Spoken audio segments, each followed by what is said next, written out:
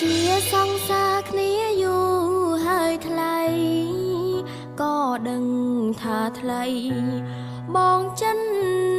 រៀមកាតែបេងដូងនេះនៅប្រាថ្នានៅស្នេហ៍ជីវ៉ាទាំងដឹងថាគ្មានផ្លូវមួយយំទៀនបងត្រូវឃ្លាតឆ្ងាយចិនអើយសែនស្ដាយស្ដាយស្នេហ៍ស្មងត្រង់ឲ្យបងការទាំងចិនមិនចងមិនហ៊ានបងខំខ្លាចប